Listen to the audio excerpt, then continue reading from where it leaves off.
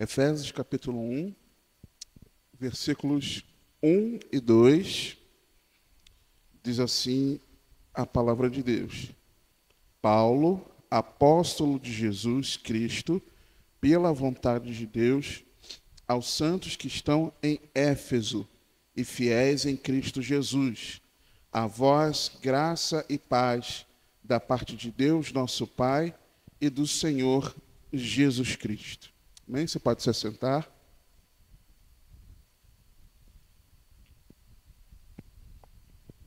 Meus irmãos, a carta aos Efésios, ela, para uma melhor compreensão dela, a gente precisa meditar também no seu contexto. E talvez essa seja a carta que mais, a igreja, melhor dizendo, formada no tempo bíblico, que tenha maior quantidade de textos na palavra sobre a formação dessa igreja, sobre o que acontecia depois da igreja formada e até de décadas depois. Como eu mencionei ainda agora, o texto que fala, né, de nós voltarmos ao primeiro amor. E não poderia ser diferente se a Bíblia tem tantos relatos para a gente da formação da igreja, do tempo, do que aconteceu com a igreja antes de Paulo escrever essa carta. Nós precisamos olhar para esses textos para nós enxergarmos o que acontecia com ela. Então, nós já vimos a primeira passagem de Paulo por Éfeso, capítulo 18, finalzinho do capítulo 18, onde nós vemos que Paulo fica ali numa rápida passagem. Ele demonstra ali que não poderia ficar por muito tempo na cidade. Ele vai para Jerusalém e depois de Jerusalém ele volta para o QG dele, quartel-general, em Antioquia, para descansar provavelmente, e retoma as viagens missionárias e depois ele retorna à cidade. Em chegando à cidade, ele encontra alguns discípulos e acha algo estranho neles. E ele entende, ele discerne que estava faltando o agir do Espírito Santo na vida daqueles irmãos. Pergunta para ele sobre a questão do batismo. Que batismo que eles conheciam, né? Se eles eram batizados no Espírito Santo, conheciam o batismo no Espírito Santo. E eles disseram que nem ouvido falar sobre o que é Espírito Santo. Aí Paulo pergunta para eles, então vocês são batizados no quê? No batismo de João. E aí nós fizemos uma ligação com o finalzinho do capítulo 18, onde a Bíblia mostra que depois que Paulo sai da cidade de Éfeso, deixando Priscila e Áquila, Apolo vai para lá, para aquela cidade, e então prega de forma, ensina. Ele tinha uma boa oratória, ele tinha sabedoria, profundidade nas escrituras, ele explicava com clareza as coisas, mas ele não tinha a compreensão completa do Evangelho e da doutrina de Cristo. Priscila e Áquila entendem isso, porque viam que ele só sabia até o batismo de João. Por isso que os irmãos, depois, Paulo identifica que eles nem sabiam quem era o Espírito Santo. Então, Priscila e Áquila fazem ali um alinhamento doutrinário com ele se empolga com aquilo, com aquele conhecimento, ele não fica doidinho porque irmãos mostraram para ele que a compreensão dele estava imperfeita, precisava ser aprimorada, ajustada. Não, pelo contrário. Ele se anima em Deus, ele se empolga, e nessa alegria dele, nessa empolgação, olha, eu quero ir lá para a região da Caia, que é a região onde Paulo estava antes de ir para Éfeso. E os irmãos, não, vai lá, homem de Deus. Quando ele chega na cidade de Corinto, a igreja de Corinto ela é muito impactada, ela é acrescentada naquilo que a vida de Apolo trouxe para a cidade, que ele publicamente testemunhava de que Jesus era o Messias, de que Jesus era o Cristo. E com isso, Quando Paulo ele fala, olha, voltando para o capítulo 19, Paulo ele fala aqui no versículo 4. Mas Paulo disse, em resposta a eles dizerem, os irmãos efésios, que só sabiam do batismo de João. Mas Paulo disse, certamente João batizou com o batismo de arrependimento, dizendo ao povo que cresce no que após ele havia de vir, isto é, em Jesus Cristo. Ele não condena a forma incompleta de ensino de Apolo. Ele não critica. Aquilo que foi semeado por Apolo, Paulo não arrancou. O que Paulo fez? Paulo regou. E é por isso que Paulo depois, escrevendo aos Coríntios, e nós vimos essa relação de que quando Paulo escreve aos Coríntios, na primeira carta, ele estava no final dos 3 anos dele em Éfeso, e aconteceu a mesma coisa lá em Corinto, né? O que Paulo fala? Que, olha, para com essa carnalidade de vocês, capítulo 3. Para com essa divisão. Eu sou de Apolo, eu sou de Paulo, para com isso. Porque ele regou. Eu plantei, ele regou. Mas quem dá o crescimento é Deus. E quem somos nós, se não apenas instrumentos das mãos de Deus? Então, quando Paulo ele escreve isso aos Coríntios, ele já tinha dado o exemplo disso, de não ficar causando divisão na igreja de Éfeso, pelo contrário, aquilo que Apolo havia plantado, Paulo, regou. No versículo 4 aqui mostra isso para a gente. Na nossa linguagem chula, popular, ele não meteu pau naquilo que Apolo havia feito, ensinado de forma incompleta. Ele apenas aprimorou, aperfeiçoou. Né? Puxa, certamente, João ensinou sobre legal, mas vamos seguir daqui em diante? Foi isso que ele fez. No versículo 5, aqueles irmãos que ouviram a explicação com clareza completa do Evangelho, entendem a mensagem e a fé vem pelo ouvir e o ouvir pela palavra de Deus, eles resolvem entregar o coração deles de verdade a Jesus e falar, Paulo, a gente precisa então se batizar. Não tem como eu crer em Jesus e não passar pelo batismo nas águas. Nós precisamos passar pelas águas. E aí eles são batizados. Depois disso, Paulo impõe as mãos sobre eles e eles são cheios do Espírito Santo, falando em línguas e profetizando também. De hoje em diante, nós vamos a partir do versículo 8. Bem, nós fomos até o versículo 7. No versículo 8, continuando as lições que nós aprendemos aqui na cidade de Éfeso, antes de Paulo escrever a carta, no versículo 8 nós vemos da necessidade de nós sermos perseverantes na evangelização. Porque o texto no versículo 8 diz assim, e entrando na sinagoga, falou ousadamente por espaço de 3 meses, disputando e persuadindo-os acerca do reino de Deus. Onde Paulo entrou? Qual lugar? Onde? Na sinagoga. Lembra que esse era o método de trabalho de Paulo? Era a forma de trabalho dele? Porque ele só precisava pegar quem conhecia o nosso Antigo Testamento e apontar para Jesus como sendo o Messias prometido. É isso que ele faz. Quando ele entra, ele fica ali falando sobre o quê? Qual era a mensagem de Paulo? Fale. Atos capítulo 19, versículo 8. Isso. Perdão, queridos, perdão. É porque foi equívoco da minha parte, tá? Eu presumi que vocês haviam se lembrado, quem estava aqui semana passada, de que vocês já iam direto para o capítulo 19, que eu falei de onde nós continuaríamos, né? Então, mas eu peço perdão, e tem irmãos que não puderam estar aqui semana passada. Perdão, tá? Atos 19, versículo 8. No capítulo 18 de Atos, nós vimos a primeira passagem de Paulo por Éfeso. Aqui no capítulo 19, a segunda passagem dele, tá? E na semana passada nós vimos até o versículo 7 daqueles irmãos sendo cheios do Espírito Santo. Hoje, vamos do versículo 8 em diante.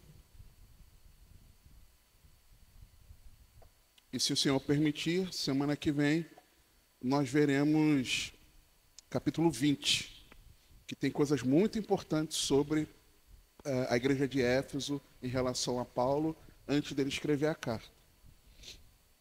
Então, no versículo 8, nós vemos aqui Paulo, a importância de nós sermos perseverantes na evangelização. Paulo ele entrou na sinagoga.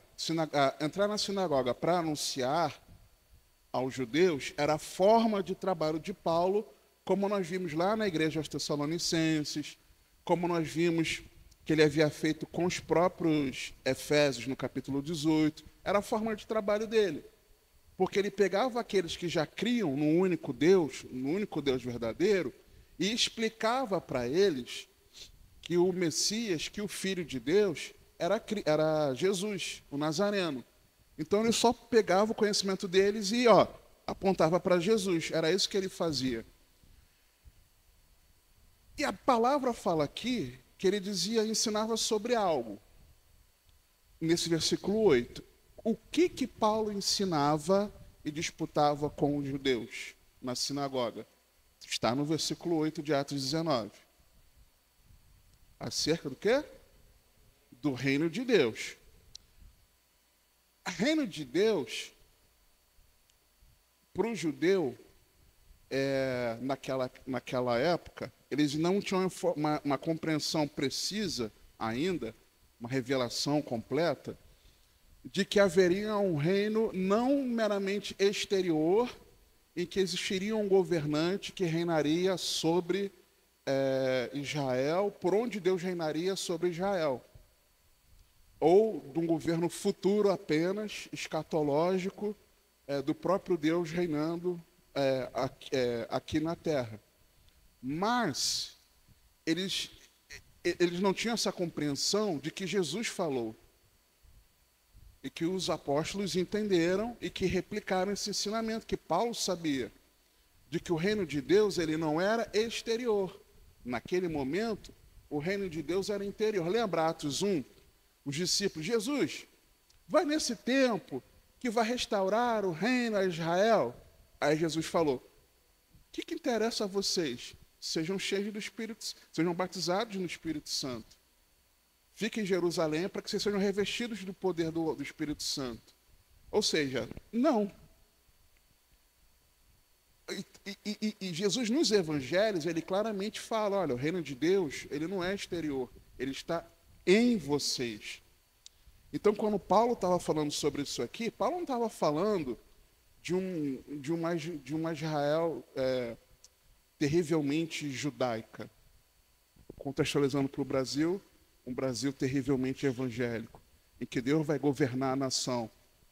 Não é isso. Falar do reino de Deus não é falar, não é falar de que feliz é a nação cujo Deus é o Senhor, de forma distorcida. Não é isso. Ele nem estava falando que Roma seria expulsa para que existisse alguém, um judeu, reinando sobre Israel por Deus. Não era nada disso. O que Paulo estava ensinando era o governo de Deus no coração do homem e através do homem convertido a ele pela fé em Jesus Cristo. O que Paulo anunciava era a soberania, o reinado de Cristo. O que Paulo estava ensinando? Que Cristo é o rei, que Cristo era o Senhor. Era isso que Paulo ensinava. E, infelizmente, as nossas igrejas, nossas não, que eu tenho medo de falar isso, porque pode dar a entender que eu estou abandonando a fé, né? Eu não me considero evangélico necessariamente, mas as nossas igrejas evangélicas, elas têm ensinado de forma errada isso.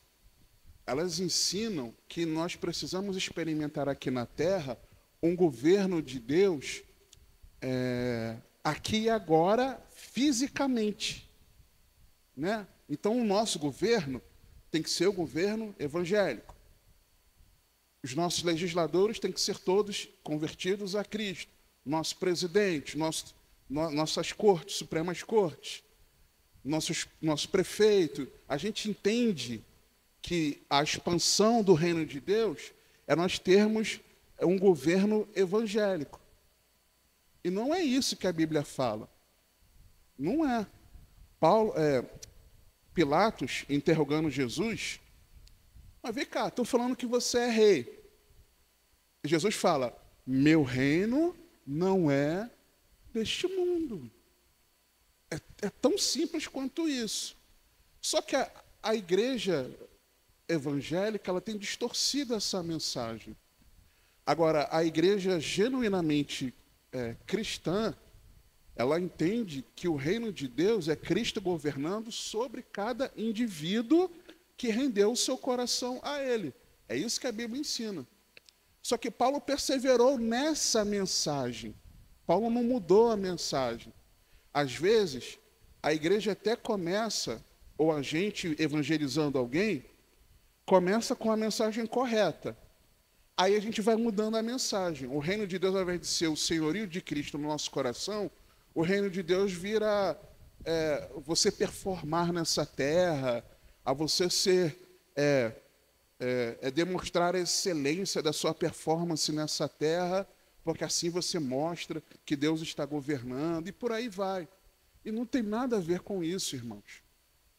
Não tem nada a ver. A gente vê, me sugeriram lá no YouTube, no YouTube me sugeriram um vídeo de um vídeo de um canal internacional cristão falando de um avivamento, uma explosão de avivamento no Brasil. Aí, legal. Aí o vídeo falava várias coisas, falava que tinha governante crente em Jesus, no legislativo, que eles oravam lá na casa, né, legislativa, de que o número de evangélicos daqui a pouco vai ultrapassar o número de católicos no Brasil, e que tal, está se espalhando, a música. Aí eu olhei e falei, isso é avivamento? A igreja brasileira é avivamento para o gringo? Eu fiquei chocado, irmãos. Porque nós vemos uma igreja cujo Jesus Cristo não é o Senhor, não é o reino de Deus que está sobre a vida desses que dizem ser evangélicos. Isso é avivamento para os outros. Eu falei, cara, a gente está precisando fazer missões lá fora, porque se eles acham que aqui é avivamento, é porque lá está muito ruim mesmo. Está ruim demais a coisa. Agora, Paulo fez isso por quanto tempo, irmãos? Por um sábado? Por 3 sábados? Lembra que lá em Tessalônica eles conseguiram ficar 3 sábados. Por quanto tempo? Está no texto. 3 meses. Paulo perseverou. Ficou lá, quebrando pedra. Ficou quebrando pedra. Anunciando o quê? O bem-estar na terra? Não, reino de Deus. O evangelho genuíno. Não foi o alívio da dorzinha que a gente sente aqui. Evangelho na cabeça. Evangelho, evangelho, evangelho, evangelho, evangelho, evangelho. E às vezes a gente não persevera na verdadeira evangelização, irmãos. A pessoa que a gente está falando do amor de Deus, ela demonstra resistência. Aí, no primeiro momento, é normal, eu vou orar mais um pouco. Aí você ora e tal, vou voltar, né? Volta lá, fala do amor de Deus. Aí a pessoa te dá uns coices assim. Não vou mais falar, não. Você e eu, muitas vezes, não insistimos. Só que aí, o versículo 9. Uma coisa é a perseverança. 3 meses para a vida corrida de Paulo foi um tempo considerável. Se num mês nós temos aí 4 semanas, né? Digamos que 4 sábados no mês. Em 3 meses, você que é bom de matemática, 12 semanas. Paulo ficou ali, fiz a conta certa, né? Fiz. Paulo ficou 12 semanas, 12 a 13 semanas ali, ó. A mesma turma, insistindo. Não foi que ele falou um dia aqui, aí falou um ano depois, quando se encontrou, não, toda semana. E o pessoal já sabia que ele ia pregar Jesus. E ele tinha a oportunidade de falar. Eles não fecharam a porta na cara dele naquele momento ainda.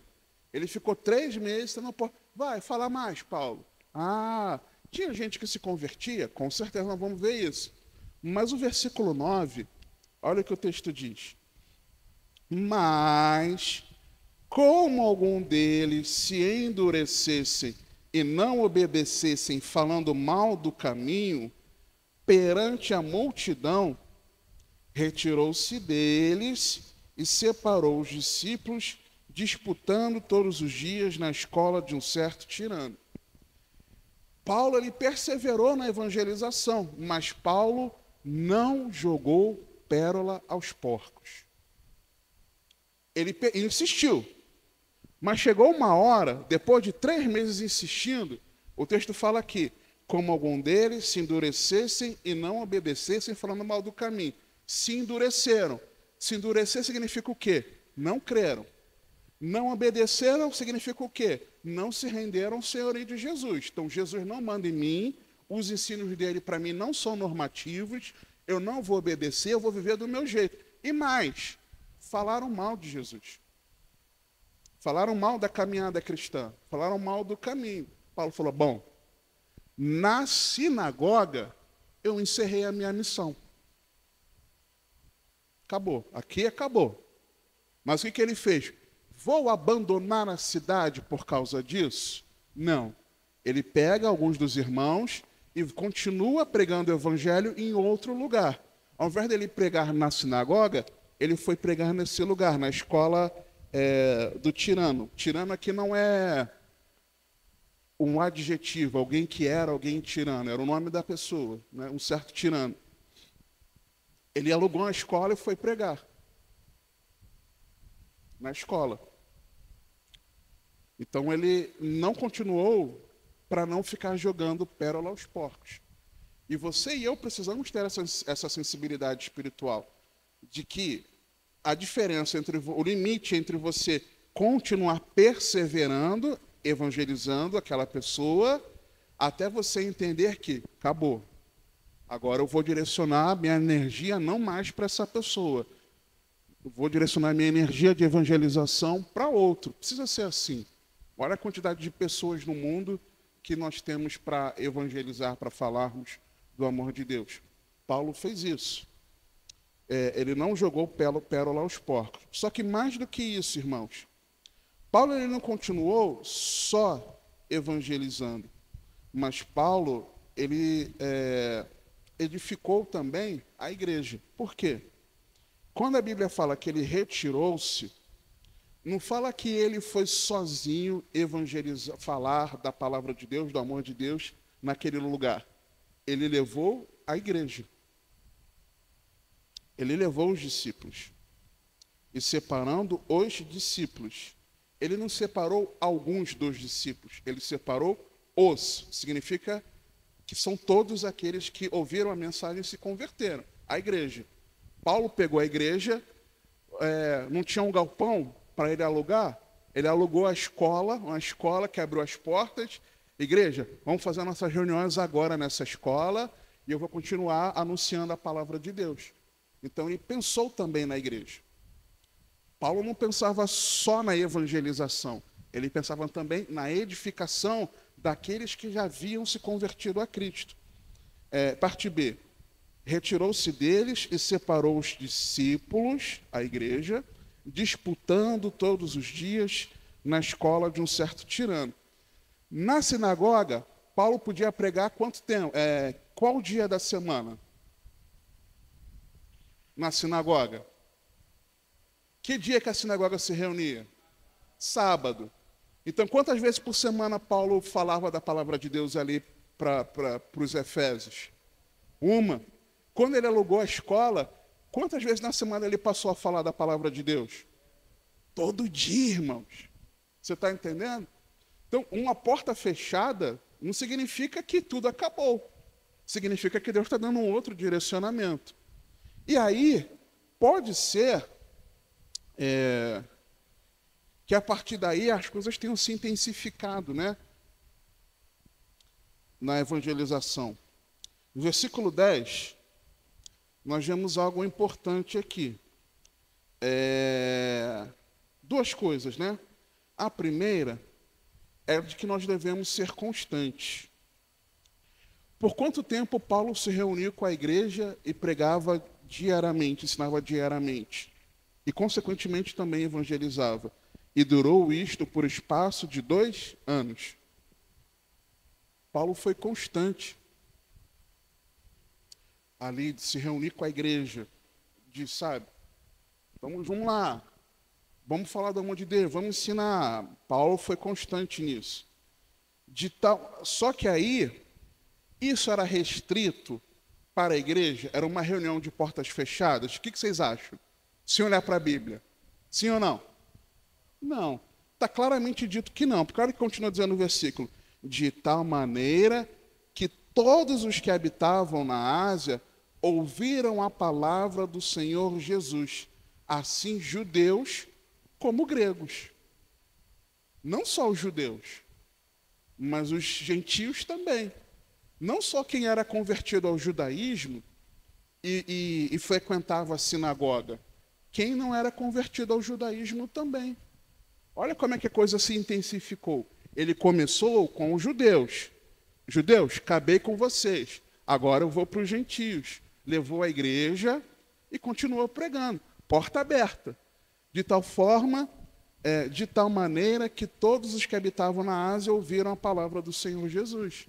Então, Paulo, ele não deixou de perseverar na evangelização, mas entendeu que era momento de não jogar pérola aos porcos, levou a edificação para a igreja, foi constante nisso, mas deu oportunidade de todos de ouvirem a palavra de Deus. Como?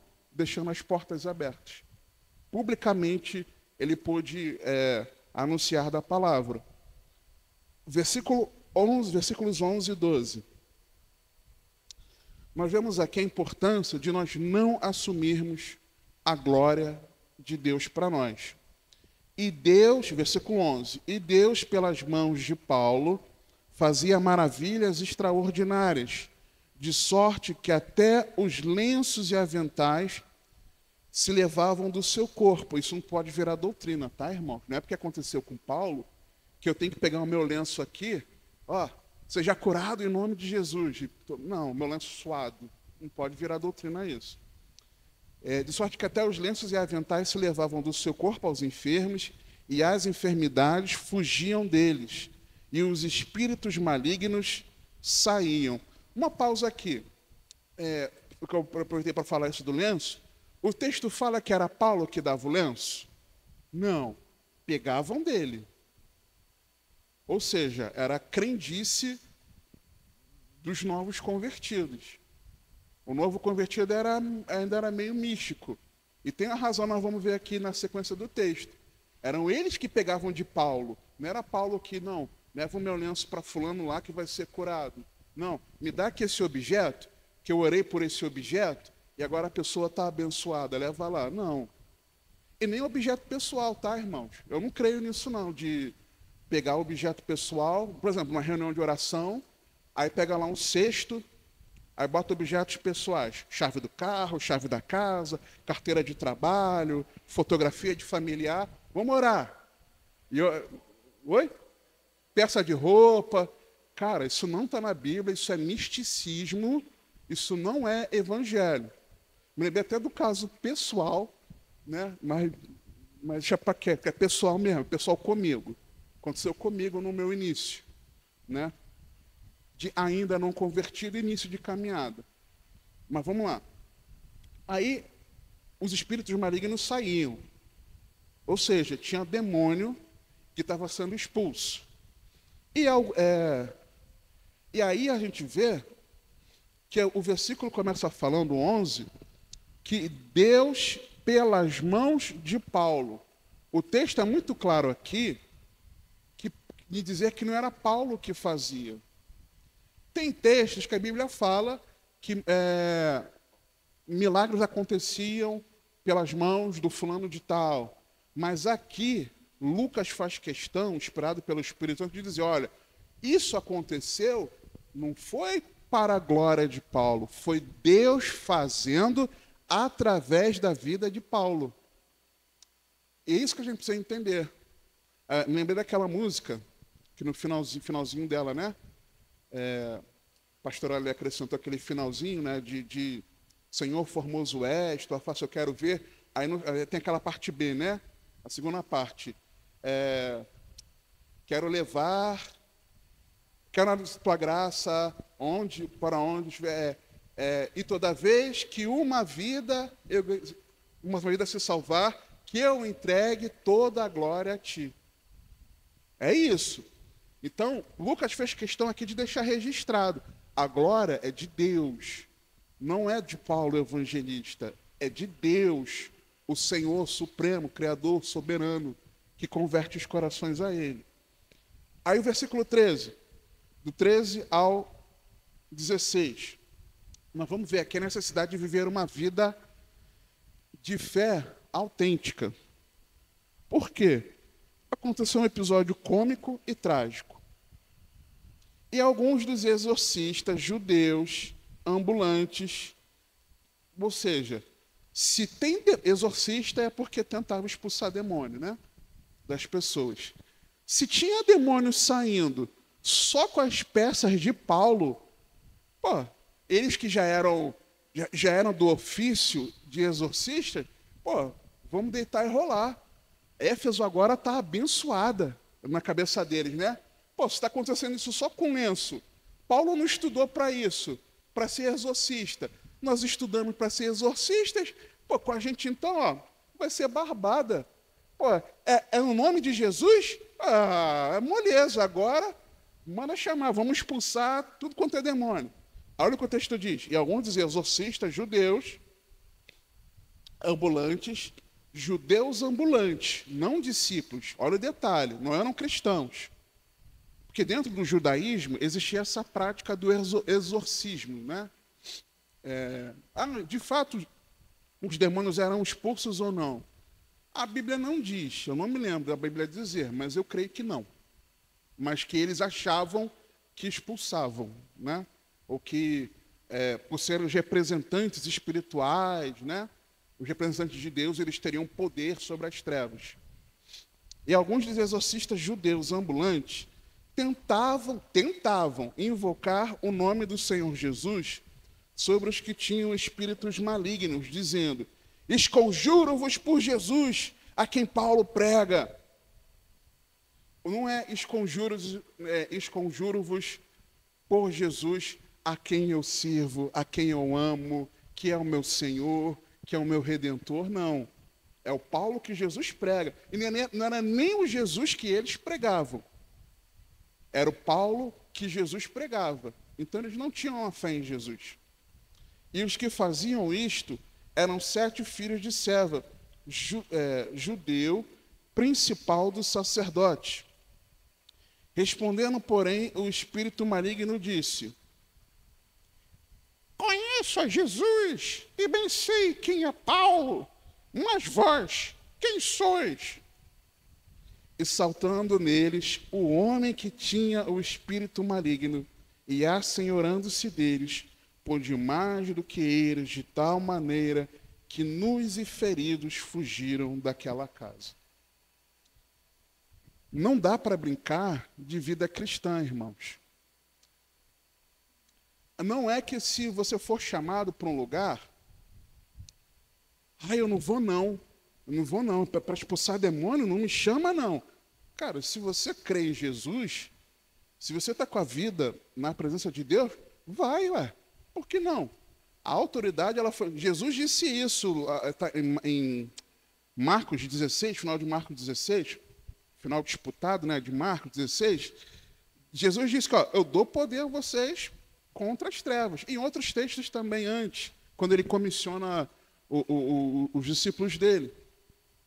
Então vai na tua força. Na tua força. Vai na tua força? Não. É no nome de Jesus, a quem você serve, a quem você ama, a quem você se rende, a quem você obedece, com quem você tem comunhão. É no nome dele. É diferente.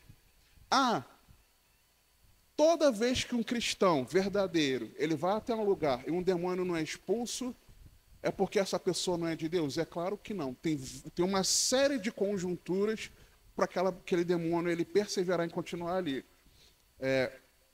Um exemplo prático disso é de uma pessoa que ela tem uma prática intensa com magia, com espiritismo. O demônio não vai abandonar a vida da pessoa assim. Ok. Ele pode até sair na hora, mas depois vai voltar. Porque você precisa fazer um discipulado com a pessoa precisa de fato compreender o evangelho. Não é você chegar para qualquer ser na terra, sai em nome de Jesus e a pessoa está liberta. Não, irmão, se a pessoa continuar servindo às trevas, demônio, lembra que Jesus falou? Expulsou o demônio, a casa foi varrida, está adornada, não foi ocupada, voltam 7 mais. É simples assim. A casa tem que ser preenchida pelo Espírito Santo. Se a casa não for preenchida pelo Espírito Santo, você pode até expulsar e o demônio sair, mas vai voltar e vai voltar com outros, irmãos. Mas por que não saiu? Por causa disso. A gente precisa ter esse entendimento. Versículo 17, a gente vê a necessidade de deixar a autoridade de Jesus ser conhecida. Por quê? Esse caso aconteceu, foi cômico e foi trágico. Mas esse caso foi conhecido da população. Olha o que o texto diz. E isto foi notório a todos os que habitavam em Éfeso, tanto judeus como gregos. E caiu o temor sobre eles, e o nome de Jesus era engrandecido. Por quê? Eles sabiam que, através de Paulo, demônios eram expulsos, até por intermédio de peças pessoais de uso dele. Poxa, então Jesus é real, Jesus expulsa as entidades demoníacas da pessoa ali que está presa, cativa. Mas por que não aconteceu com os nossos exorcistas aqui, judeus? Porque eles não tinham uma verdadeira fé. Aquilo deu um temor na população, que eles viram que vida com Cristo não era brincadeira. A Bíblia fala aqui que caiu o temor sobre eles, e o nome do Senhor foi engrandecido. Porque eles viram que não basta eu dizer o nome de Jesus. Eu preciso viver Jesus. E aí sim o nome do Senhor ele é engrandecido. Aí eu pergunto, irmãos, para nós, eu sempre estou incluído, tá? Quando não, eu vou falar. Mas é difícil não estar. O nome de Jesus tem sido engrandecido através das nossas vidas? As pessoas olham para nós e falam, esse Jesus ele é real. Olha o que Jesus faz. Olha quem Jesus é. Continuando.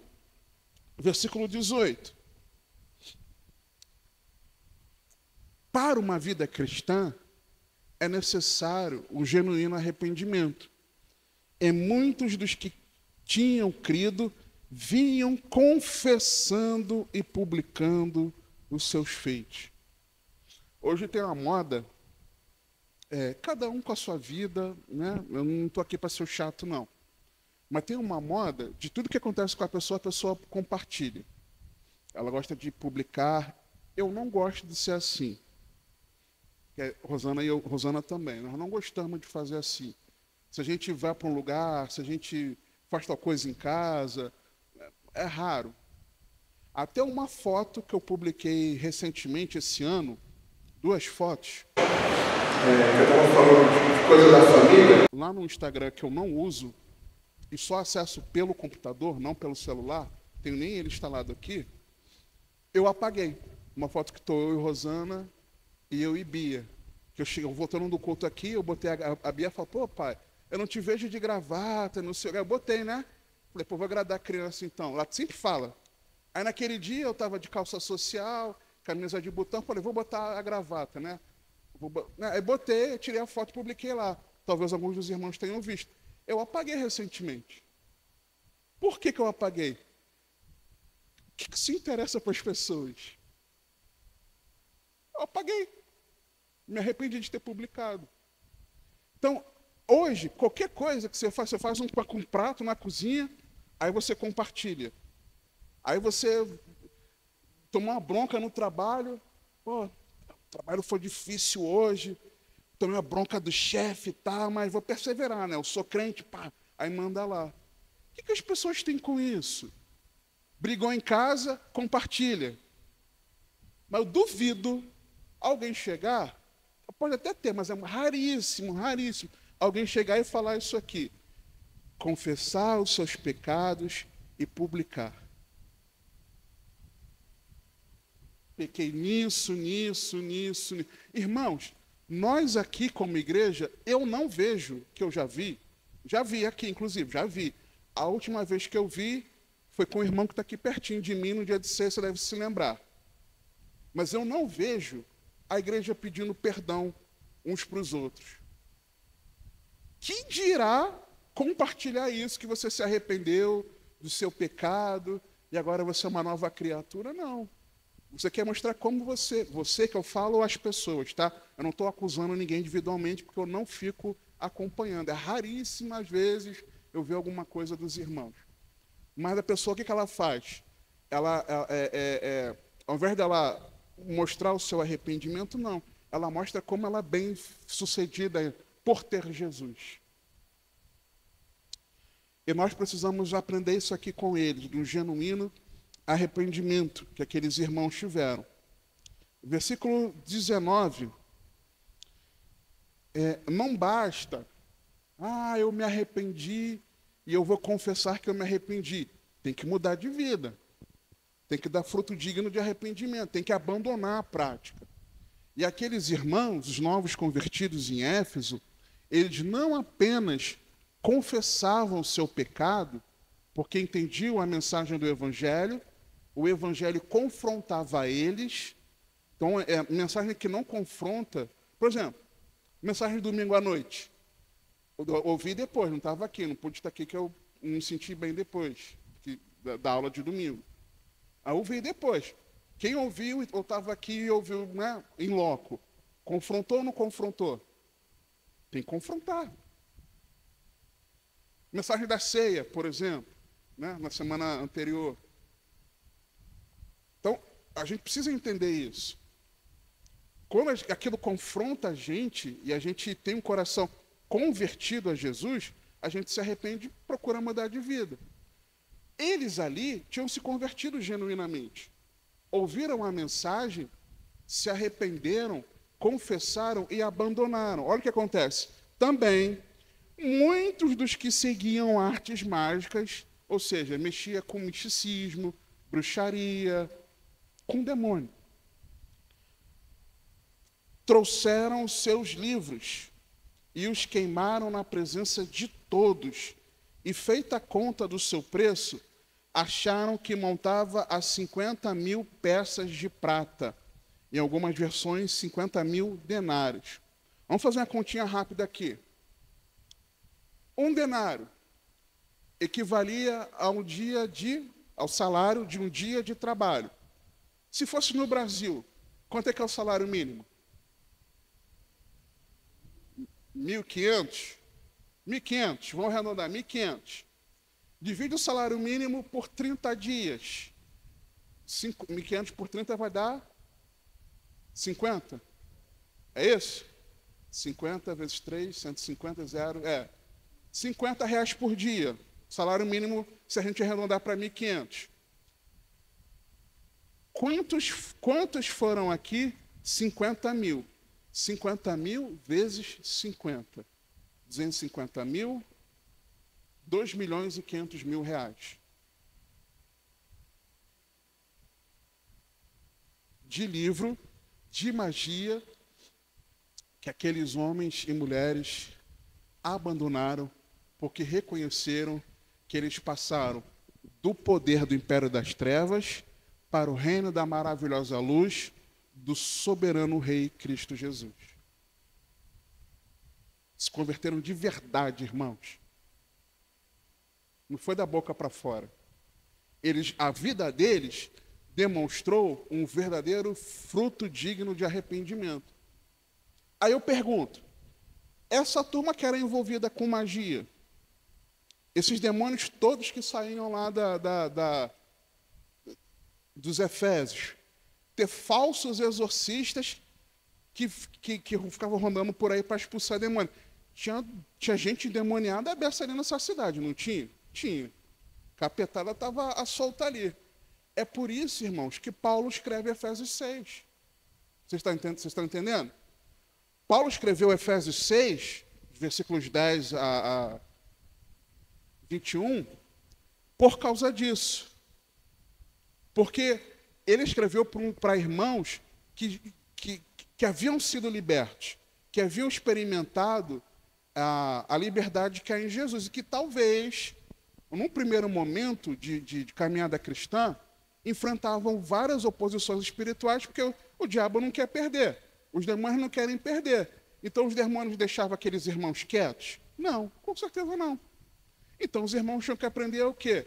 A batalharem pela fé. E mais do que isso, Paulo, logo no iniciozinho do capítulo da carta, no capítulo 1, do Efésios 1, ali por volta do 20 ou 20 e pouco, Paulo ele fala, olha, vocês como corpo de Cristo, vocês estão com ele nas regiões celestiais, estão lá acima, assentados com eles, acima dos principados, potestades. Vocês estão acima. As trevas não podem contra vocês, porque vocês não estão sozinhos. Vocês estão com Cristo acima deles. Então os irmãos precisavam entender isso. Não fiquem com medinho de demônio. Trazendo para o nosso linguajar, não fiquem com medinho de demônio. Ah, Paulo, mas a gente sabe, a gente servia as entidades, a vida que a gente levava aqui. Você sabe, naquele gabinete que a gente teve, Paulo, foi você mesmo que expulsou aqueles demônios de mim. Calma, gente. Vocês estão com Jesus. Então, se vocês estão com Jesus, não temam as trevas. Logo no capítulo 1. Aí lá no capítulo 6, mas não é por causa disso que vocês estão de vida mole, não. Vocês têm guerra espiritual. Vocês têm que batalhar. Paulo escreve isso na carta por causa disso aqui. Versículo 20, Atos 19. Assim a palavra do Senhor crescia poderosamente e prevalecia. Então, nós precisamos crer que a palavra de Deus ela sempre vai prevalecer, irmãos. As trevas podem tentar atualizar a Bíblia, pode ter injustiça social, governamental, pode ter o que for, pode ter cultura woke, pode ter cultura do que for, mas a palavra de Deus ela sempre vai prevalecer. Versículo 21 e 22. Aí Paulo diz assim, o Lucas registra assim, e cumpridas estas coisas, Paulo propôs em espírito ir a Jerusalém, passando pela Macedônia, e pela Macedônia, aquela região dos Filipenses, e pela a Caia, região de Corinto, dizendo, depois que houver estado ali, importa-me ver também Roma. Paulo queria muito ir para Roma, né? Tanto que, quando ele escreve aos Romanos, ele ainda não havia estado lá, carta aos Romanos. E ele expressa isso. Paulo queria tanto ir para Roma, o que Deus faz com ele? Paulo, vou te dar uma viagem maravilhosa para Roma. Você vai ter um mordomo ao seu cuidado, algemado a você. E, fica tranquilo. Você vai conhecer a nata da sociedade romana. Você não pediu? Eu vou te levar lá. Você vai conhecer a guarda pretoriana, a guarda de elite do imperador. E vou dizer mais, você vai estar diante dele para o seu julgamento. Descansa o teu coração. Mas no meio disso, você vai ser preso, você vai ser açoitado, você vai sofrer naufrágio, a cobra vai te picar, vai acontecer de tudo. Você nem sabe. Vocês vão ficar de jejum, forçado, por conta dele do naufrágio. Você nem sabe, Paulo, mas fica tranquilo, eu vou atender o seu pedido, você vai para Roma. Cuidado com o que você pede para Deus, hein? Que você dispõe no teu coração, porque Deus às vezes, ele responde positivamente, mas faz do jeito dele. Aí Paulo, ele diz isso. E enviando a Macedônia, 22, dois daqueles que o serviam, Timóteo e Erasto, ficou ele por algum tempo na Ásia. Ou seja, não é porque eu estou fazendo a obra de Deus, ou você, num determinado lugar, de uma determinada forma, que nós vamos ficar limitados àquilo ali. Paulo, ele sabia que não tinha só os Efésios para ele cuidar. Paulo sabia que Deus poderia também usá-lo para cuidar de outras pessoas, para também levar a palavra a outras pessoas. E às vezes a gente fica... É maravilhoso quando você tem uma atividade ministerial sólida, constante, de anos. Isso é muito bom. Mas tem hora que Deus fala, olha, agora sua missão aí está acabando. Mas Deus já começa a colocar no teu coração o desejo de você fazer algo diferente. E não pense que isso é mal, nem sempre é ruim. Né? Muitas vezes é o Espírito Santo te chamando para uma outra coisa. Às vezes você faz a obra ali no ministério por um tempo. O ministério que eu falo não é necessariamente uma denominação, estou falando um departamento, uma força de trabalho, né? Por um tempo. Aí Deus fala, olha, agora eu estou te chamando para fazer outra coisa aqui. E pronto. 23. 23 a 30 na parte A. Agora, nós vamos ver aquela parte do motim, que é quando Paulo ele fala que pensou que, escrevendo em 2 Coríntios, no capítulo 1, que ele pensou que ele fosse morrer. Né? Ele desesperou da vida, mas cria na ressurreição. Mas vamos ver aqui a coragem de Paulo. Vou resumir todos esses versos nesse ensino, na coragem de Paulo. Do versículo 23 até o 30 na parte A. E naquele mesmo tempo houve um não pequeno alvoroço acerca do caminho. Lembra que sempre quando você vê aqui caminho, está falando do evangelho, da vida cristã.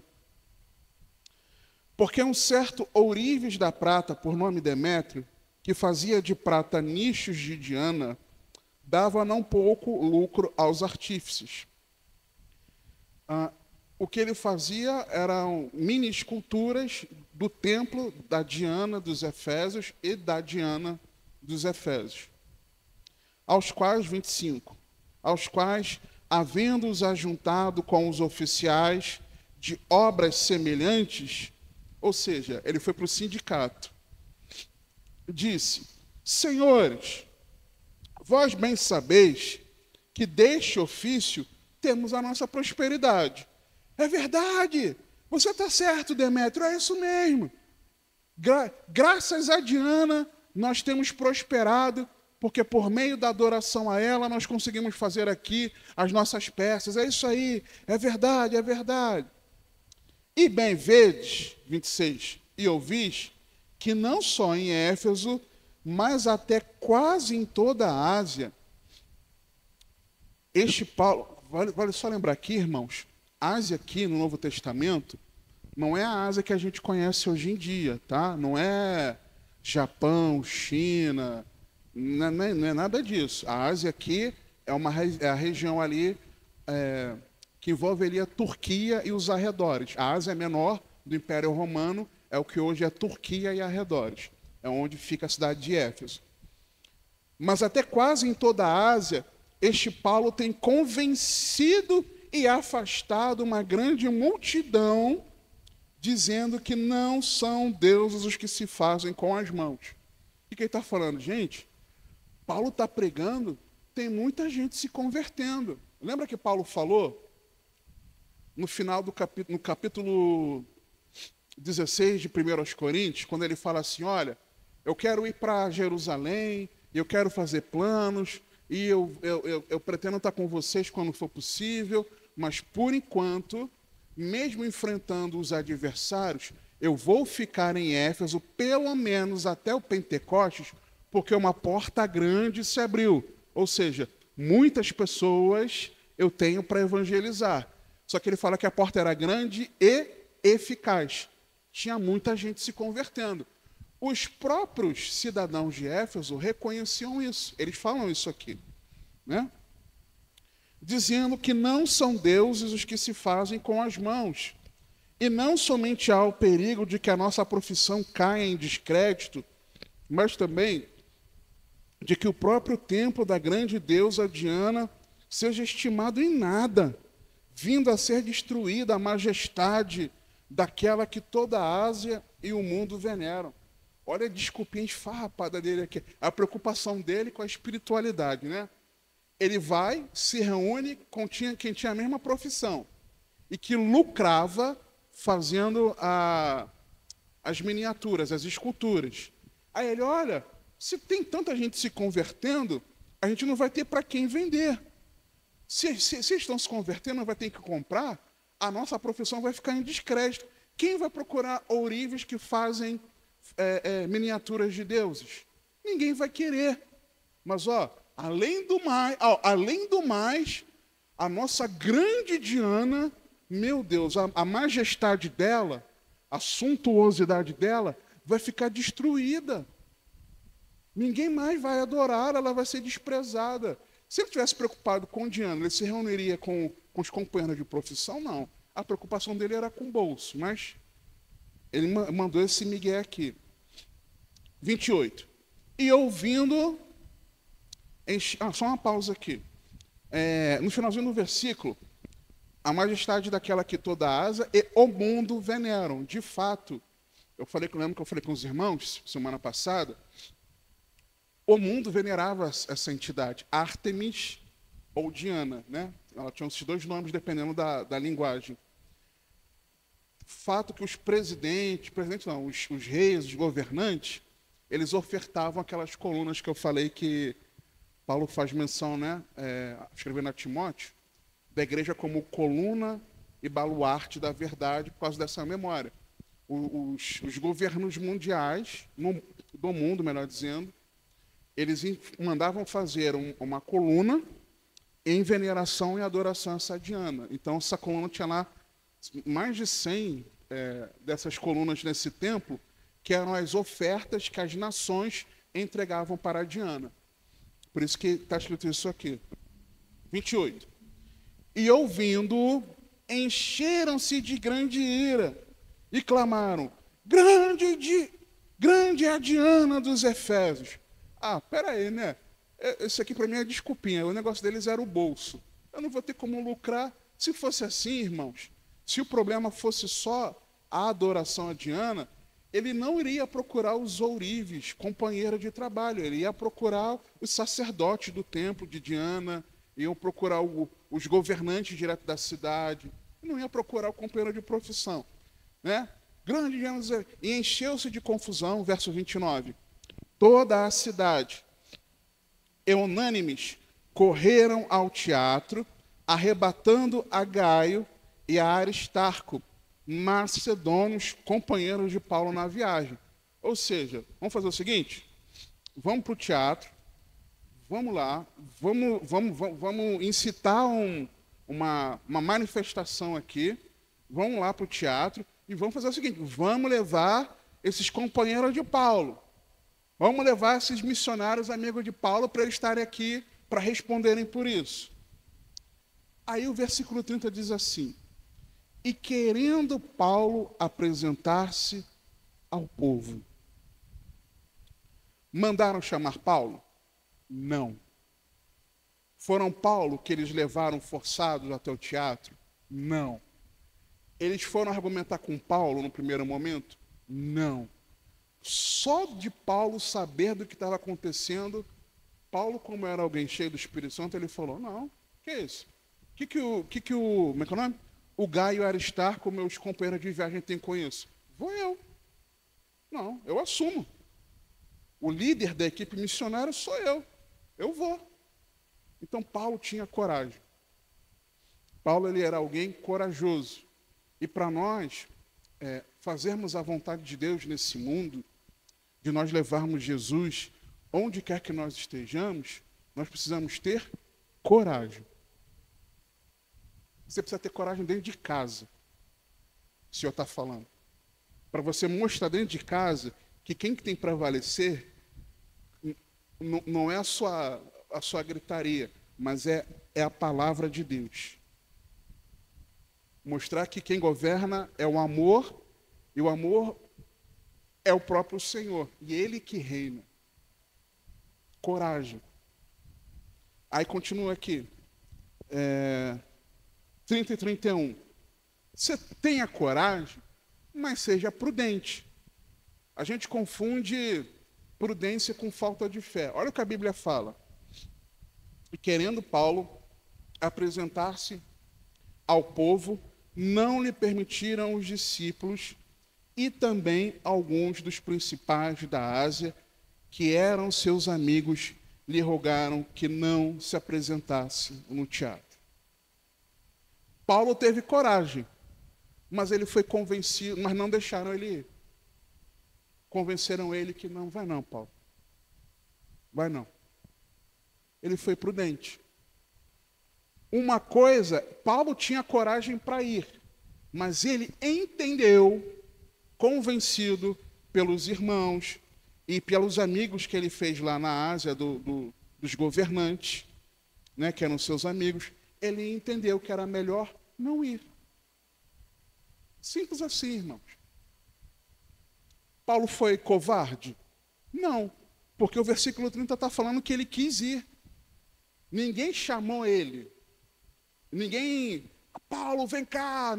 Ele falou, não, meus companheiros, não, eu vou. Ele teve a coragem. Mas quando o pessoal ficou sabendo que ele queria ir, Paulo, não vai não. E não só os crentes, não. As pessoas de fora falaram, Paulo, é melhor você não ir. Não vai. Prudência, irmãos. Prudência não é falta de fé. Versículo 31, olha que interessante. A Bíblia faz uma distinção aqui entre os discípulos e os amigos de Paulo ali da cidade. Porque a Bíblia fala no 30 que os discípulos não lhe permitiram ir. E no 31 fala que os principais, que são ali as autoridades na região, eram amigos de Paulo. Paulo tinha bom relacionamento com descrente. Tinha.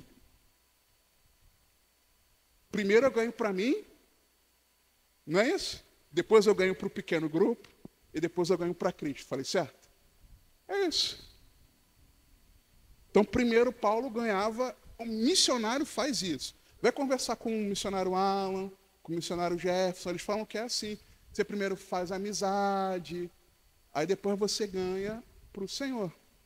Aí leva para uma reunião, né, deixa a pessoa permite que você fale de Jesus na casa dela, para você levar a pessoa a Cristo. Então, construa bons relacionamentos. O problema é que a gente acha, a gente não, na minha visão, a gente não deve ter amizade íntima com o descrente. Por exemplo, você tem um problema conjugal, você vai conversar com o descrente? Pelo amor de Deus, né? Um problema conjugal, tem criança aqui? Não.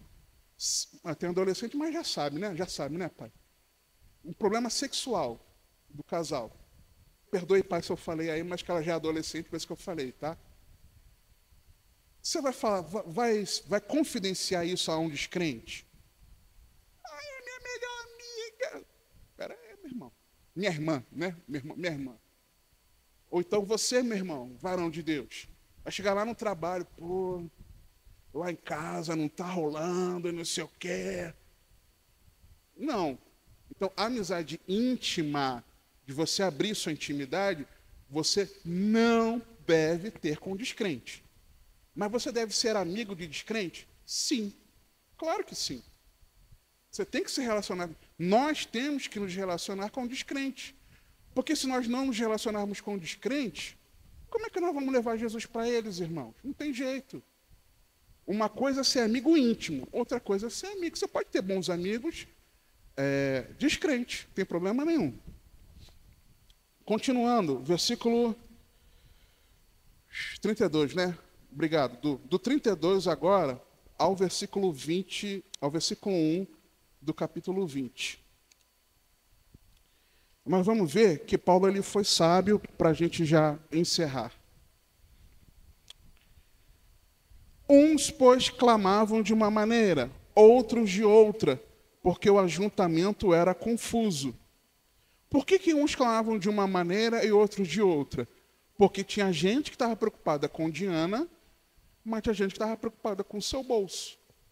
Então, cada um está vendo, está roubando a nossa prosperidade, esse perigo. Não, está vilipendiando Diana. Então, um falava um de outro, outro de outro. Porque o ajuntamento era confuso e os mais deles não sabiam por que causa eu tinha juntado. Não tem gente que é assim? Tem uma manifestação, um ajuntamento, a pessoa não sabe nem para que é. Mas a pessoa, não, tem que estar lá, tem que fazer parte. A pessoa nem defende aquela causa.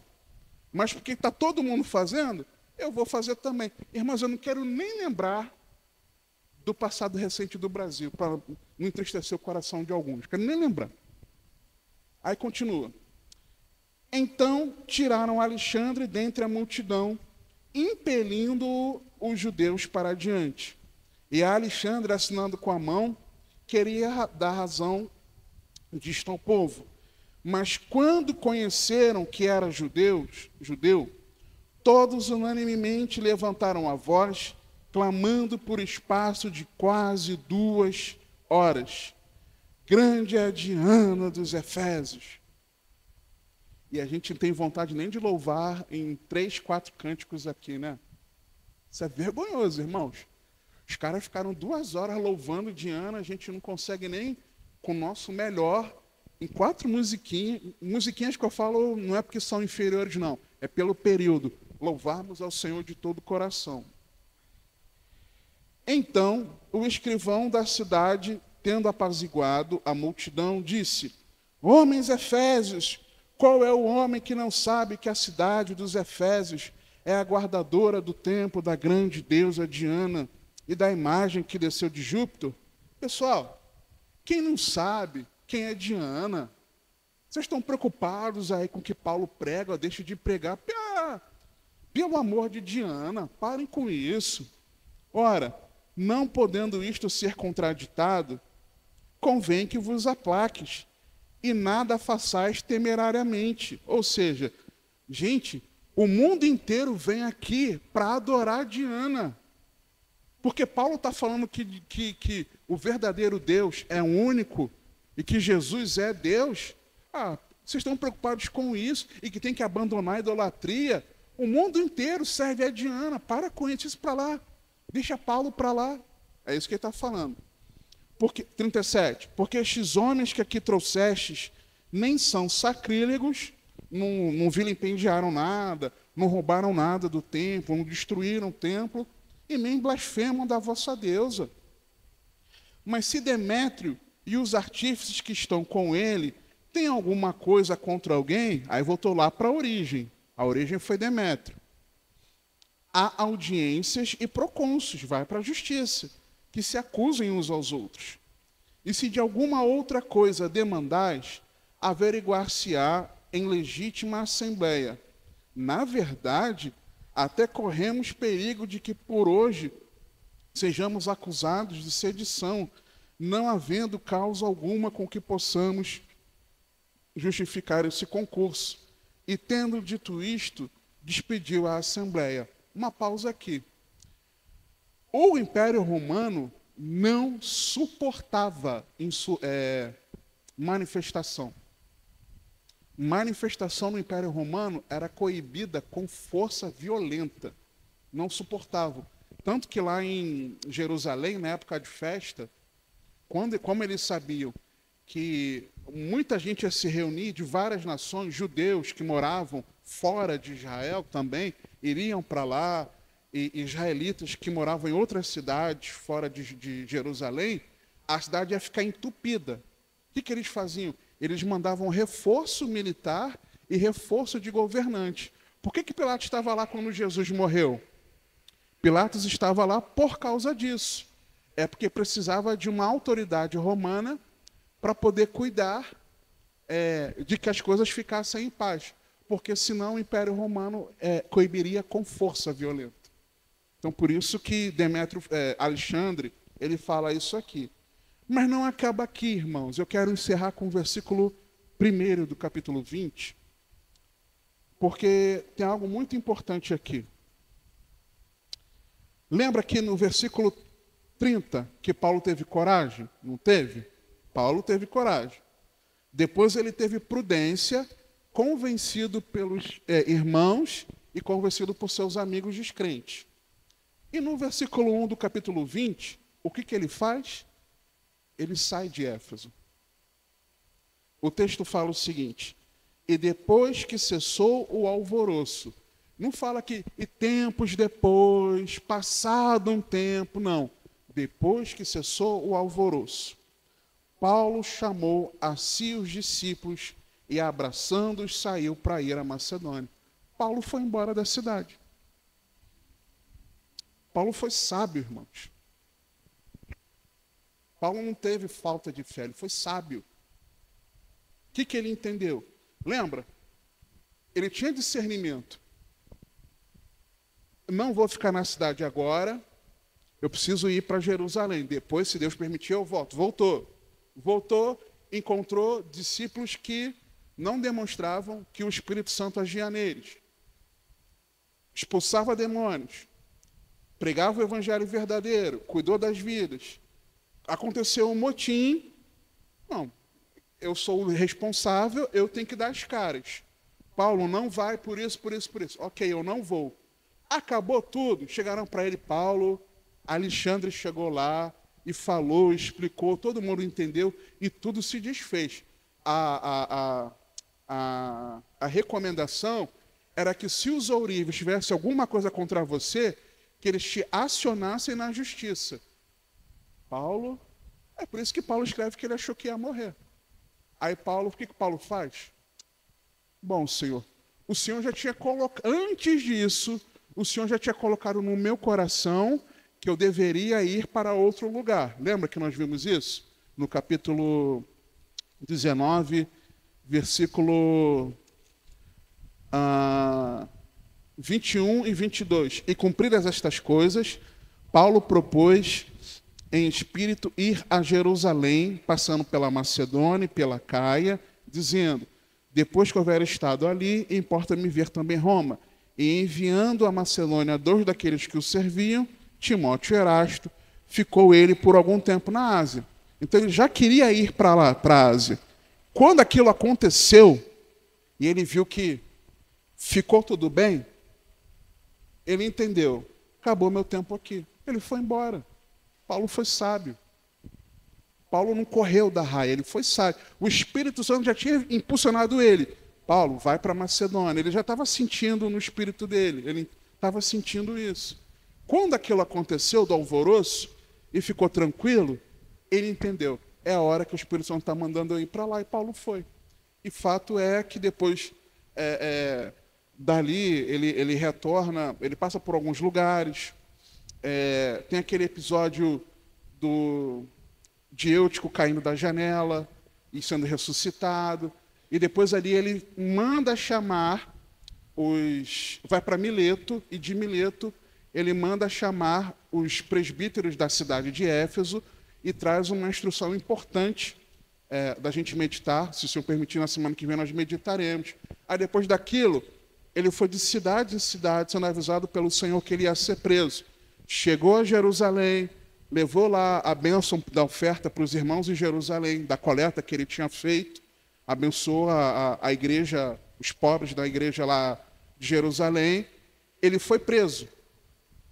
sendo acusado de que ele estava pregando, que Jesus era o Cristo, foi levado para a prisão em Cesareia, e de lá ele foi sendo conduzido, ele pede para para participar da audiência com César, com o imperador. Então, para César que você quer? E você vai. E no final das contas, tem aquela viagem do naufrágio, ele vai parar em Roma, numa prisão domiciliar, e dessa prisão domiciliar, ele se lembra desses irmãos aqui e escreve, né? Escreve a carta aos Efésios. Então, na semana que vem, permitindo o Senhor, nós damos sequência a partir do capítulo 20, versículo 15.